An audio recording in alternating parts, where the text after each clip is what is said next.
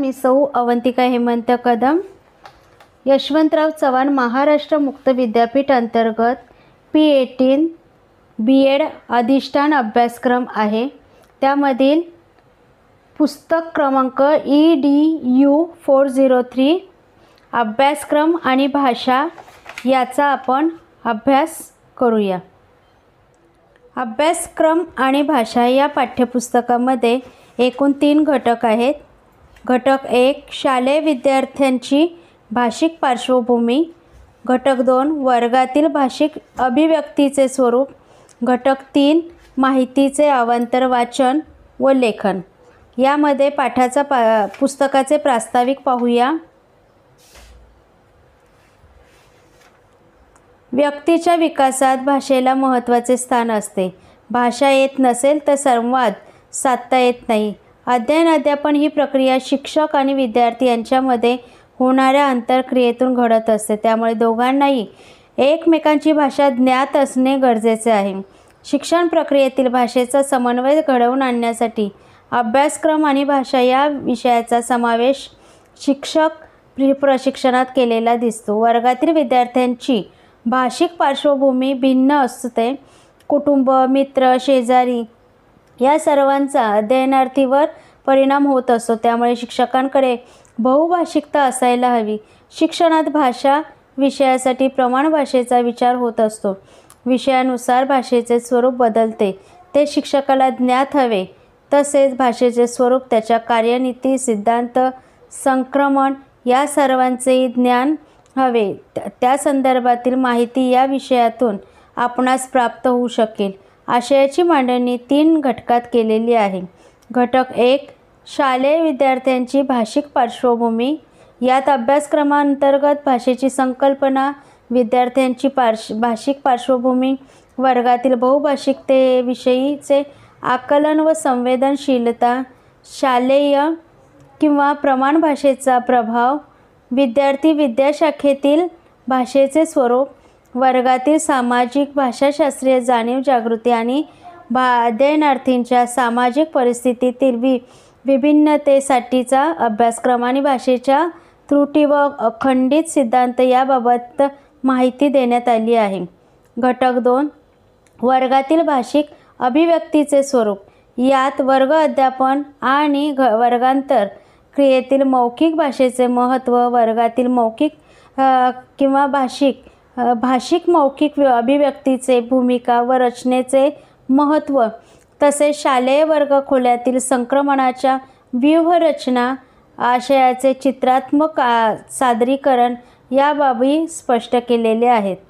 घटक 3 यामध्ये माहितीचे अवांतर वाचन व लेखन। यात विविध विद्याशाखेतील मूक व प्रकट वाचन, वाचनाच्या कार्यनीती, टिप्पणी लेखन, सारांश लेखन, ग्रंथालयातील संदर्भ ग्रंथवाचन व विमर्शन, मजकुरांचे स्वरूप, आशय रचना, वाचन व लेखनातील संबंध जोडणे आणि सहेतुक लेखन या संदर्भात माहिती देण्यात आली आहे। उपरोक्त सर्व उपमुद्द्यांच्या वाचनामुळे शिक्षकाला वर्ग अध्यापनाच्या भाषेच्या संदर्भात ज्या ज्या गोष्टी माहीत असणे अपेक्षित असते त्या सर्व बाबी तुम्ही समजून घेऊ शकाल, ज्या आधारे विद्यार्थी विषय व आशय याचा विचार करून भाषेचा अचूक वापर तुम्ही करू शकाल असा विश्वास आम्हाला वाटतो। हे संचालक शिक्षणशास्त्र विद्याशाखेचे लेखन आहे। पुस्तकामध्ये जे घटक आहेत त्यामधील पहिला घटक आहे शालेय विद्यार्थ्यांची भाषिक पार्श्वभूमी। त्याची अनुक्रमणिका आहे उद्दिष्टे, प्रास्ताविक, विषय विवेचन, अभ्यासक्रमांतर्गत भाषेची संकल्पना, विद्यार्थ्यांची भाषिक पार्श्वभूमी, वर्गातील बहुभाषिकतेविषयीचे आकलन व संवेदनशीलता, शालेय किंवा प्रमाण भाषेचा प्रभाव। 5वा मुद्दा आहे विविध विद्याशाखेतील भाषेचे स्वरूप। 6वा मुद्दा आहे वर्गातील सामाजिक भाषाशास्त्रीय जाणीव जागृती आणि अध्ययनार्थींच्या सामाजिक परिस्थितीच्या विभिन्नतेचे आकलन। 7वा मुद्दा आहे भाषेचा त्रुटी आणि खंडित सिद्धांत। पाठाचा सारांश, पारिभाषिक शब्द, शब्दार्थ, क्षेत्रीय कार्य आणि अधिक वाचनासाठी पुस्तके हे या पाठांतर्गत नमूद केलेले आहे. पाठाची उद्दिष्टे समजून घेऊया. या घटकाचा अभ्यास केल्यानंतर आपण 1. अभ्यासक्रमांतर्गत भाषेची संकल्पना स्पष्ट करू शकाल. 2. विद्यार्थ्यांची भाषिक पार्श्वभूमी समजून घेऊ शकाल. 3. वर्गातील बहुभाषिकता जाणून घेऊ शकाल. 4. शालेय किंवा प्रमाण भाषेचा शिक्षणावर होणारा परिणाम सांगू शकाल. 5. विविध विद्याशाखेतील भाषेचे स्वरूप स्पष्ट करू शकाल. 7. वर्गातील सामाजिक भाषाशास्त्रीय जाणीव जागृती स्पष्ट करू शकाल. पाठाचे प्रास्ताविक पाहूया. आपल्या मातृभाषेचा परिणाम प्रत्येक अध्ययनार्थींच्या अध्ययनावर होत असतो. 2 माणसांना एकत्र आणणारा, आचारविचारांची देवाणघेवाण करणारे साधन म्हणजे भाषा. शिक्षणाचा श्रीगणेश भाषा अध्ययनातून होतो. सगळ्या विषयांचे अध्ययनही भाषेच्या माध्यमातून होते. त्यामुळे अभ्यासक्रम कोणत्याही स्तरावरचा असला तरीही पाठ्यक्रमात भाषेची दखल घ्यावी लागते. विद्यार्थ्याला मातृभाषा शिकवावी लागत नाही. मातृभाषेतून बोलणे, विचार करणे आणि विचार मांडणे या गोष्टी अध्ययनार्थी सहज करू शकतो. शिक्षकाचे तसेच वर्गमित्रांचे बोलणे समजण्याचे त्याला अडचण येत नाही. मातृभाषेतून सांगितलेला इतिहास, भूगोल, विज्ञान, गणित हे विषय त्याला चटकन कळतात. त्यामुळे प्रत्येक विषयाची उद्दिष्टेही सफल होतात. शिक्षणात मातृभाषेचा माध्यम म्हणून उपयोग केल्यास ते विद्यार्थ्यांची तर्कशक्ती, कल्पनाशक्ती, अनुमान क्षमता इत्यादींचा विकास करण्यास उपयुक्त ठरू शकते. म्हणून प्रत्येक शिक्षकाला अभ्यासक्रमांतर्गत भाषा विद्यार्थ्याची भाषिक पार्श्वभूमी, विविध विद्याशाखेतील भाषेचे स्वरूप या गोष्टी स्पष्ट असायला हव्यात. या घटकात या सर्व मुद्द्यांची चर्चा केलेली आहे. पाठाचे विषय विवेचन पाहूया. त्यातील पहिला मुद्दा 1. अभ्यासक्रमांतर्गत भाषेची संकल्पना. यामधील उपमुद्दा क्रमांक 1. अभ्यासक्रमाचा अर्थ. अभ्यासक्रमासाठी इंग्रजीत करिक्युलम असा पर्यायी शब्द आहे. अभ्यासक्रमाचा इंग्रजी शब्दकोशातील अर्थ the whole body of course offered by an educational institute. शिक्षण संस्थांची दिलेला संपूर्ण शिक्षणक्रमाचा पाठ्यक्रम. ध्येय, उद्दिष्टे देऊन त्यानुसार अभ्यासक्रम तयार केलेला असतो. म्हणजेच शिक्षणाची उद्दिष्टे साध्य करणारा दुवा अभ्यासक्रम असतो. करिक्युलम हा लॅटिन शब्द आहे. त्याचा अर्थ करिक्युलम म्हणजे रेस कोर्स, घोड्याच्या शर्यतीचे मैदान. घोड्याच्या शर्यतीत निघावयाच्या स्थानापासून त्यांचे लक्ष्य गाठावयापर्यंतचे अंतर म्हणजे करिक्युलम असे म्हटल्यास अभ्यासक्रम ही विद्येची शर्यत आहे आणि विषयाच्या उद्दिष्टांप्रत धावत जाणे ही विद्यार्थ्यांची मूळ भूमिका आहे. अभ्यासक्रमाच्या काही व्याख्या दिलेल्या आहेत त्या पाहूया. शैक्षणिक अपेक्षा प्रत्यक्षात उतरविण्याचे साधन म्हणजे अभ्यासक्रम होय. ही व्याख्या एडवर्ड कुग यांनी तयार केलेली आहे. दुसरी व्याख्या रेमर्स यांनी शाळेच्या नियंत्रणाखाली शिकणाऱ्या प्राप्त होणाऱ्या सर्व अनुभवांचा साठा म्हणजे अभ्यासक्रम होय. क्रो यांची जी व्याख्या आहे ती याप्रमाणे. अभ्यासक्रम या शब्दात विद्यार्थ्यांचा मानसिक, शारीरिक, भावनिक, सामाजिक, नैतिक उत्स्फूर्त विकास होण्याकरता असलेल्या सर्व कार्यक्रमांचा व अध्ययन करणाऱ्या येणाऱ्या अंतर्बाह्य अनुभवांचा समावेश असतो. एडवर्ड किंग यांनी एक व्याख्या तयार केलेली आहे ती याप्रमाणे. अभ्यासक्रम म्हणजे शाळेने विद्यार्थ्यांना इच्छित अध्ययन अनुभवाची संधी म्हणून पुरविलेले सर्व मार्ग. शिक्षणक्रमातील विचारवंतांच्या मतानुसार अभ्यासक्रम म्हणजे परंपरागत पद्धतीनुसार शाळेत अध्यापन केल्या जाणाऱ्या विषयांचे फक्त ज्ञान नसून विद्यार्थ्यांना शालेय उपक्रमातून मिळणारे सर्वकष अनुभवही असतात. हे अनुभव वर्ग, वाचनालय, प्रयोगशाळा, मैदान, शाळेत आयोजित केल्या जाणाऱ्या अनौपचारिक उपक्रमातून शिक्षक व विद्यार्थी, विद्यार्थी व विद्यार्थी यांच्या आंतरक्रियेत समाविष्ट असतात. या अनुभवांचा विचार करता विद्यार्थ्यांच्या संपूर्ण आयुष्याला सर्वांगाचे स्पर्श करणारे हे अनुभव विद्यार्थ्यांच्या समतोल व्यक्तिमत्वाचे मूल्यमापन करतात. उपरोक्त व्याख्यांचा विचार करता अभ्यासक्रमात हे सर्व अनुभव, वातावरण इत्यादींचा समावेश होतो. अभ्यासक्रमाला पाठ्यक्रम असाही शब्द योजतात, परंतु पाठ्यक्रम म्हणजे ठराविक विषयाकरता असलेला अभ्यास व शिक्षणक्रम म्हणजे विशिष्ट काळात विशिष्ट वयोगटातून विशिष्ट वयोगटापर्यंत पूर्ण करावा लागणारा अभ्यास असतो. दुसरा उपमुद्दा पाहूया, अभ्यासक्रमाचे स्वरूप. विद्यार्थ्यांमधील अपेक्षित वर्तन बदलासाठी त्यांना अध्ययन अनुभव द्यावे लागतात. त्यासाठी शिक्षकाने शालेय व शाळेबाहेर शाळेत असणारे अनुभव यांच्या समायोजनासाठी तयार केलेली योजना म्हणजे अभ्यासक्रम. अभ्यासक्रम हे उद्दिष्ट प्राप्तीचे साधन आहे.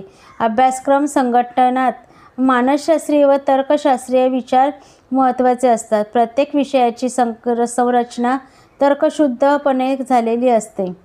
इथे एक चित्र दिलेलं आहे, त्यामध्ये अभ्यासक्रम आणि पाठ्यक्रम समजावलेले आहे.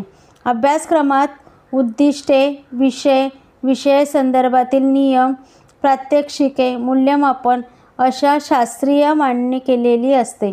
अभ्यास विषयाची व्याप्ती व विस्तार, घटकाघटकातील संबंध विद्यार्थ्यांना चांगले समजतात. शिक्षक विद्यार्थ्यांना काही विषय शिकवतात. विषयांच्या साचेबद्ध विभागणीऐवजी ज्ञानाची सलग असणारी क्षेत्रे एकत्र करून त्यांचे एक व्यापक विषय क्षेत्र बनवण्याच्या तत्त्वावर ज्ञानशाखा विकसित करण्याचा प्रयत्न अभ्यासक्रमात झालेला असतो. समाजाचे कार्यक्षम व उत्पादक घटक म्हणून समाज जीवनात तरुण पिढीला सहभागी करून घेण्याच्या उद्दिष्टातून किंवा दृष्टिकोनातून अभ्यासक्रमात विचार होऊ लागला आहे. त्यामुळे अभ्यासक्रम तयार करताना समाजाच्या गरजा व ध्येय, संस्कृतीचे स्वरूप, आशयातील इष्ट भागातील निवड, विद्यार्थ्यांची क्षमता व ज्ञानग्रहण प्रक्रियेचे स्वरूप या सर्वांचा विचार करावा लागतो. अभ्यासक्रमाची शास्त्रशुद्ध रचना करण्यासाठी समाजाच्या गरजा, विषयाची उद्दिष्टे, आशय निवड, पाठ्यपुस्तकाचे संघटन, अनुभवांची निवड व सुसूत्र गुंफण, मूल्यमापन पद्धती, साधने इत्यादींचा विचार करावा लागतो. तिसरा उपमुद्दा आहे भाषा, अर्थ व स्वरूप.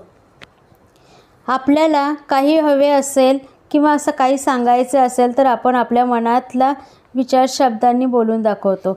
आपल्याला तहान लागली की मला पाणी पाहिजे असे आपण बोलून सांगतो, किंवा हाताची ओंजळ ओठांजवळ नेऊन आपण खुणेने तसं सांगतो. मनुष्य आपले विचार बोलून किंवा खुणा करून दाखवतं. पशुपक्षी काय करतात? चिमणी चिवचिव करते, कावळा कावकाव करतो, कुत्रा भुंकतो, गाय हंबरते, घोडा खिंकाळतो व सिंह गर्जना करतो. पशुपक्षी हेही एक वेगवेगळे आवाज काढून आपले मनोगत व्यक्त करतात. आपल्या मनातील विचार किंवा भावना व्यक्त करण्याचे हे विविध प्रकार आहेत. एका अर्थाने या साऱ्या भाषाच आहेत. मानवी विकासाच्या मध्ये भाषा महत्त्वपूर्ण भूमिका बजावित असते. समाजामध्ये विचारांचे आदानप्रदान करण्याचे प्रमुख साधन भाषा आहे. समाजाचे अस्तित्व व विकासासाठी अविरत भाषा कार्यरत म्हणूनच असते आणि ती मानवी जीवनामध्ये महत्त्वाची आहे. सांस्कृतिक मानवाचे आचार, विचार, कला, साहित्य, शास्त्र, धर्म, तत्त्वज्ञान, इतिहास, जीवनमूल्ये, जीवनदृष्टी इत्यादी अनेक गोष्टींचा अंतर्भाव असतो आणि तो आपण भाषेच्या माध्यमातूनच प्राप्त करतो. संस्कृती निर्मिती, संस्कृती रक्षण आणि संस्कृती संवर्धन या दृष्टीने भाषेचे महत्त्व प्रचंड आहे. आई वडील, आजी आजोबा, पणजोबा यांच्याकडून आपणात प्राप्त होणारा सांस्कृतिक वारसा भाषेद्वारे आपण आत्मसात करतो. हा सांस्कृतिक वारसा जर नवीन पिढीला मिळाला नाही तर ती पिढी खुरटलेल्या गवतासारखी खुजी राहील. भाषेद्वारे लाभलेल्या सांस्कृतिक वारसा आधारे नवी पिढी संस्कृती संवर्धनाचे उत्तम कार्य करू शकते. भाषा याचा अर्थ समजून घेऊया. भाषा या मूळ शब्दातील मूळ धातू भाष्य हा आहे. त्या धातूपासून भाषा हा शब्द बनला आहे. भाषेत शब्द ध्वनी असतात. भाषा शब्दांचा इंग्रजी पर्याय लँग्वेज असा असला तरी स्पीच, टंग इत्यादी शब्दांवरून भाषा मौखिक असते हे सिद्ध होते. Dictionary Marathi and English by J.T. मोलेवर्थ 1857 यामध्ये लँग्वेज या शब्दाच्या अर्थाचे विविध पर्याय दिलेले आहेत. विविध भाषा तज्ज्ञांनी आपापल्या दृष्टिकोनातून भाषेची फोड करण्याचा आणि संकल्पना मांडण्याचा प्रयत्न केलेला दिसून येतो. ध्वनी व अर्थ यात सांगड घालणाऱ्या चिन्हांची व्यवस्था म्हणजे भाषा होय. फेर्दिनांद द सॉस्यूर यांनी ही व्याख्या केलेली आहे. कृपा कुलकर्णी यांनी एक व्याख्या केली आहे, ती याप्रमाणे: भाषा हा शब्दभाव म्हणजे आवाज उत्पन्न करणे या धातूपासून आला आहे. भाषा म्हणजे व्यवहारास प्रवृत्त करणाऱ्या सार्थ व अन्वित ध्वनींचा समूह. व्यवहार सौकर्याचे व व्यवहारपूर्तीचे मुख्य साधन म्हणजे भाषा होय. आत्मप्रकटीकरण व आत्मनिवेदन या दोन्ही गोष्टी भाषेच्या मुळाशी असतात.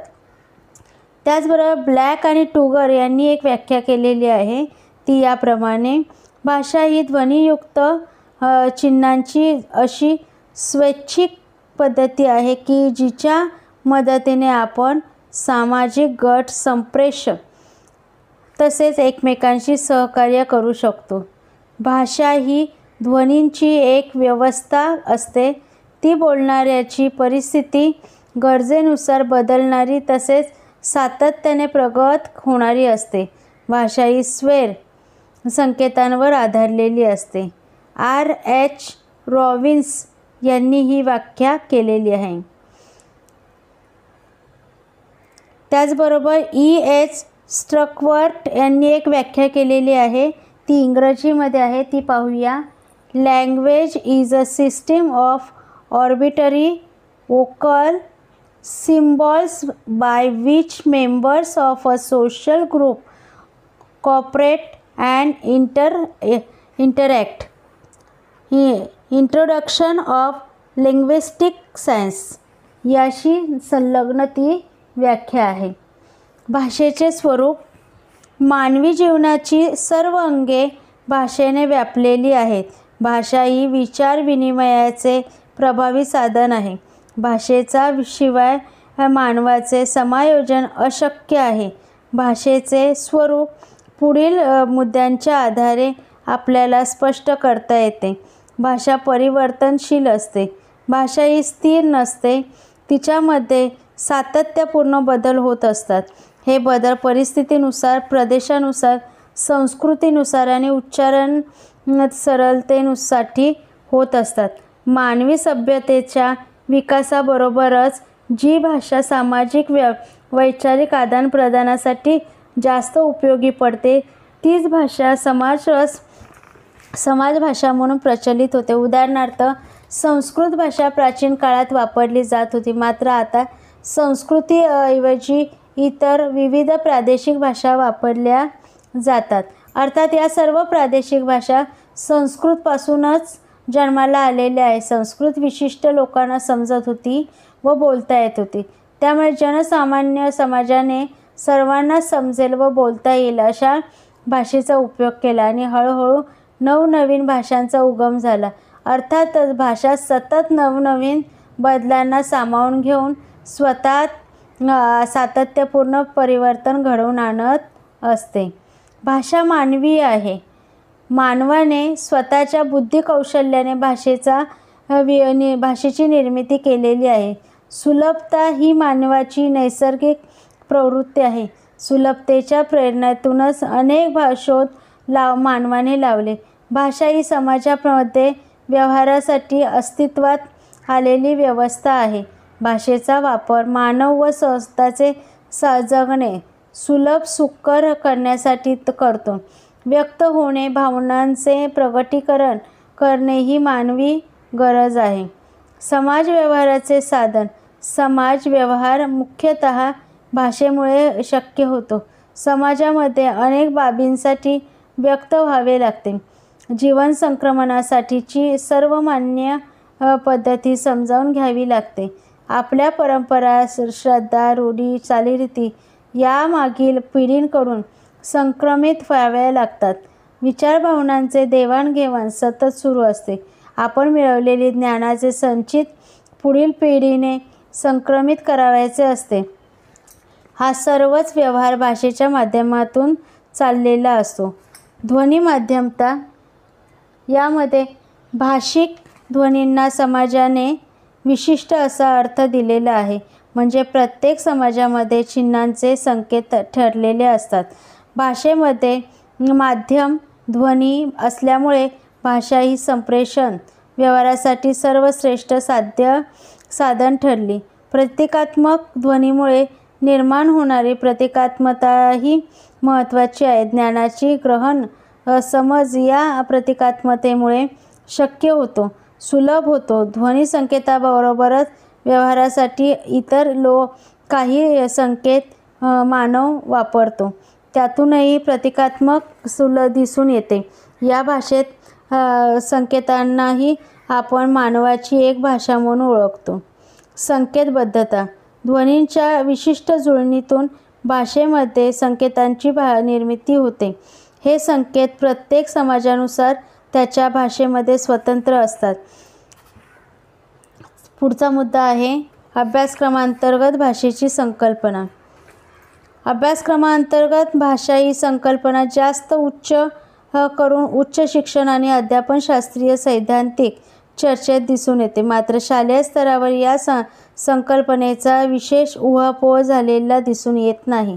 ही संकल्पना नवीन वाटत असली तरी 1970 ते 80 च्या दशकात ही संकल्पना विकसित झालेली दिसून येते. या संकल्पनेचा उगम ग्रेट ब्रिटनमध्ये झालेला दिसून येतो, जिथे अभ्यासक्रमांतर्गत भाषेचा संबंध शालेय भाषिक धोरणांशी जोडलेला असतो, जो संपूर्ण शालेय भाषिक शिक्षणाला व्यापणारा आहे.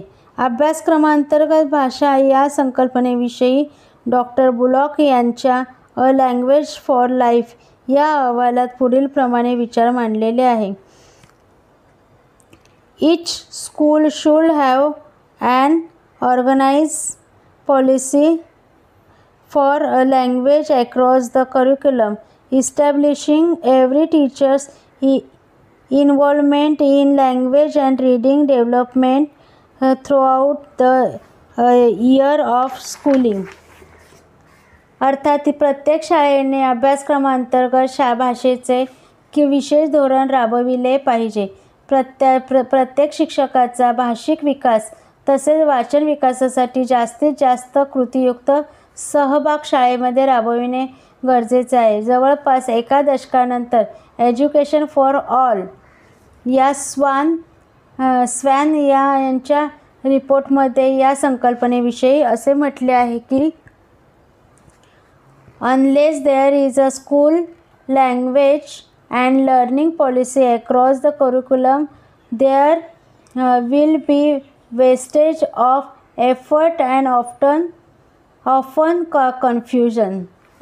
अभ्यासक्रमांतर्गत भाषा ही संकल्पना शालेय शैक्षणिक धोरणात भाषेच्या विकासावर आणि भाषेच्या सर्वत्र वापरावर विशेष भर देणारी आहे. यात फक्त भाषा हा विषय शिकण्यासाठी भाषेचा विचार न करता अभाषिक विषय शिकविण्यासाठी भाषेचा अचूक उपयोग कसा करता येईल याचाही विचार अभिप्रेत आहे. अभ्यासक्रमांतर्गत भाषेत शालेय शिक्षणामध्ये भाषेचे महत्त्व, सर्व विषयांचे अध्ययन आणि अभ्यासक्रम यांचा विचार करताना खालील गोष्टींचा विचार केला जातो. 1. विशिष्ट उद्देशासाठी प्रामुख्याने भाषेचा विकास करणे. 2.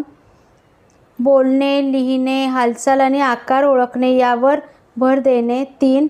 अध्ययनामध्ये सुयोग्य हालचाल आणि दृष्टिकोन यांचा विचार न करता बऱ्याचदा बोलणे आणि लिहिणे यावर जास्त भर दिला जातो. 4.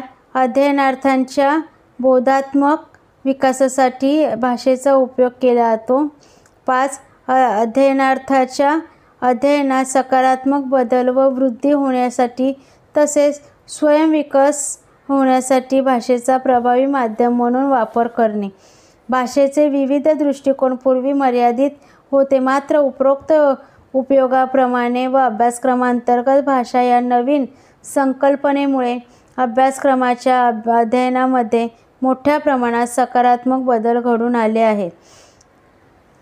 विद्यार्थ्यांच्या विविधांगी विकासामध्ये भाषेचा उपयोग जास्तीत जास्त कसा करता येईल याचे नवनवीन पैलू या संकल्पनेमुळे समोर आले. अभ्यासक्रमांतर्गत भाषा या संकल्पनेमुळे शालेय शिक्षणातील विविध विषयांचे अध्ययन करताना भाषेचे विविध पैलू अंगे यांच्या विकासावर भर देणारी प्रक्रिया घडते. या संकल्पनेत अभ्यासक्रमात शिकविल्या जाणाऱ्या विविध भाषिक व अभाषिक विषयात समन्वय घडवून आणण्याचा प्रयत्न केला जातो.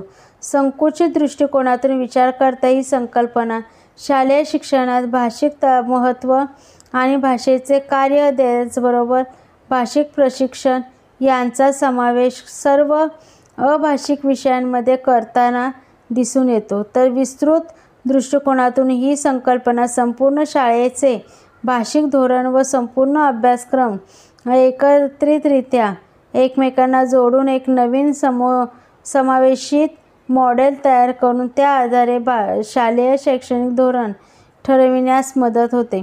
शिक्षणाचे माध्यम प्रथम भाषा म्हणजे मातृभाषा, द्वितीय भाषा म्हणजे राष्ट्रभाषा आणि विदेशी भाषा म्हणजे तृतीय भाषा इंग्रजी अशा तीनही भाषांचा विचार करून सर्व विषयांचे अध्ययन अध्यापन व्यापते.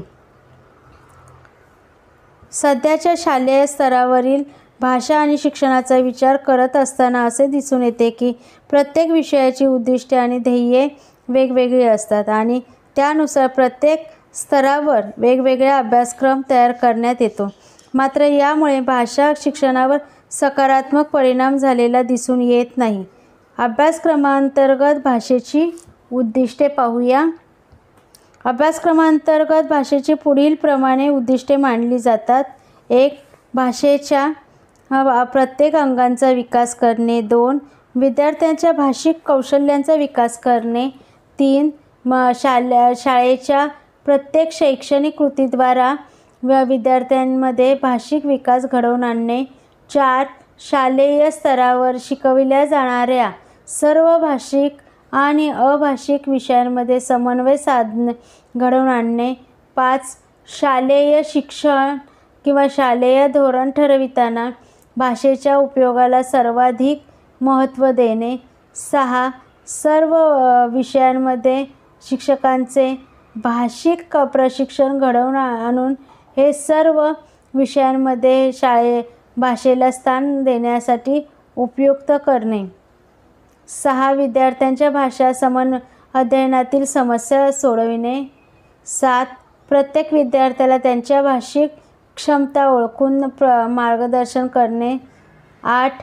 भाषिक विकासासाठी शालेय स्तरावर चळवळ राबविणे. 9. सर्व स्तरावरील भाषा कौटुंबिक पार्श्वभूमी असणाऱ्या विद्यार्थ्यांना शाळेत भाषा शिकविण्यासाठी विशेष सुविधा उपलब्ध करून देणे. 9. शालेय स्तरावर भाषा प्रयोगशाळेची किंवा शाळांची स्थापना करून विद्यार्थ्यांच्या भाषिक प्रशिक्षणाला चालना देणे. 10.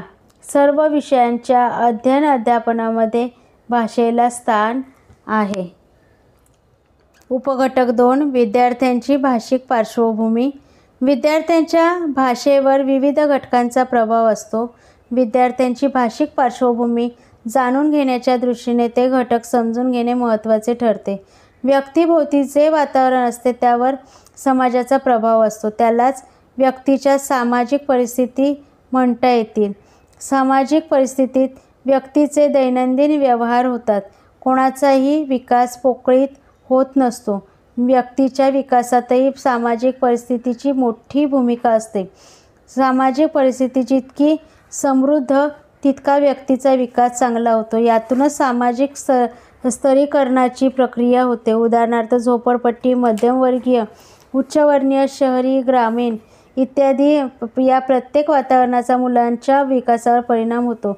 समृद्ध सामाजिक वातावरणात होणारे संस्कार आणि अत्यंत हीन प्रतीच्या वातावरणातील संस्कार यातून व्यक्तीच्या सामाजिक कक्षा ठरतात.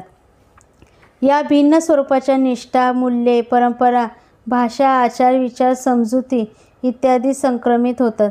यामधूनच संस्कृती संक्रमण होते. कोणत्याही समाजाचा अभ्यास केला तर आपल्याला असे दिसून येते की प्रत्येक समाजात काही व्यक्ती श्रेष्ठ दर्जाचे जीवन जगतात, काही व्यक्ती जवळ किमान साधनेही नसतात, तर काही व्यक्ती दारिद्र्याच्या रेषेखाली जगतात. अत्यंत दारिद्र्याखाली जगणाऱ्या लोकांसाठी काही योजना शासन तयार करते. प्रत्येक समाजाचे आधुनिक समाजशास्त्रांनी केलेले वर्गीकरण अतिश्रीमंत, उच्च मध्यमवर्गीय, मध्यमवर्गीय, कनिष्ठवर्गीय, दारिद्र्य रेषेखालील या स्तरांचा संबंध व्यक्तीच्या अर्थार्जनाशी म्हणजे शिक्षणाशी निगडीत असतो. सामाजिक स्तरीकरणात शिक्षण मोलाची भूमिका बजावते. शिक्षणातून व्यक्तीच्या अपेक्षा उंचावतात. प्रत्येक शिक्षकाने आपल्या वर्गातील विद्यार्थ्यांची सामाजिक परिस्थिती जाणून घेतली तर त्यांना विद्यार्थ्यांच्या पार्श्वभूमीनुसार अचूक अध्यापन पद्धती आणि अचूक शैक्षणिक अनुभव देणे सुलभ होऊ शकेल. अन्यथा विद्यार्थ्यांमध्ये वर्गीकरण होऊन त्यांचा विद्यार्थ्यांच्या अध्ययनावर अनिष्ट परिणाम होऊ शकतो. पुढचा मुद्दा आहे कुटुंब, मित्र, शेजारी यांचा विद्यार्थ्यांच्या भाषेवरील प्रभाव. पूर्वी संस्कृती संवर्धनाचे कार्य प्रत्येक कुटुंबात होत असे. कुटुंब ही व्यक्तीच्या जीवनातील पहिली संस्कार शाळा असते. आधुनिक काळात कुटुंबाची व्याख्या बदलल्याने कुटुंबात केवळ पती, पत्नी आणि त्यांचे अर्थार्जनातील मग्नता यामुळे मुलांवर संस्कार करण्याची जबाबदारी शाळेवर आलेली आहे.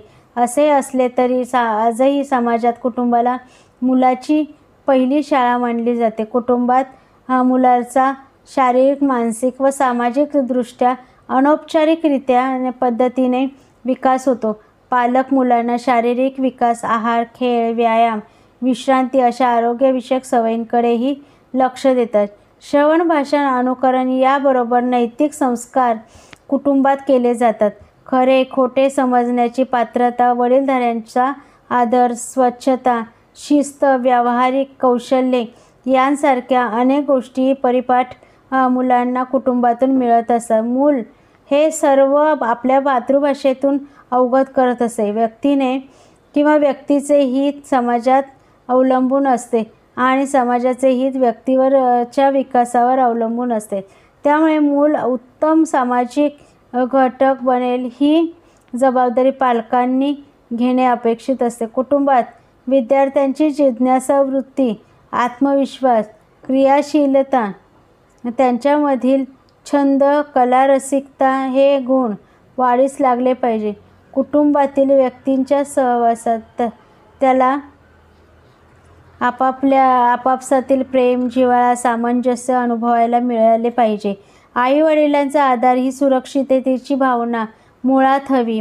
म्हणजे मोठेपणी तो ज्या मोठ्या समूहात जातो त्यांच्यात इतरांबद्दलचे प्रेम, आदर, परविचार, खेळते रमते कौमार्य, परविचार, सहिष्णुता, सामंजस्य इत्यादी गुणांचा परिपोष होईल व समाजाचे हितही साध्य होईल. बालपणी मूल भावंडात खेळते रमते. कौमार्य अवस्थेत ते समवयस्क मुलात वावरते. त्यावेळीही त्यांचे गट बनतात.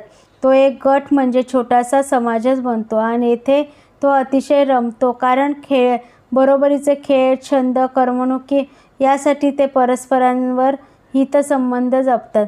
परस्परांच्या आवडीनिवडीची आस्था बाळगतात. येथेच त्यांच्या सामाजिक जीवनाला प्रारंभ होतो.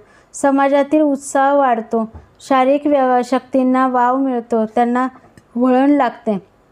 मुलांवर योग्य संस्कार झाले नाहीत आणि त्यांचे मित्र, शेजारी चांगले नसतील तर मुले विघटनशील वृत्तीचे, पाशवी तसेच गुंडगिरी करणारे होऊ शकतात.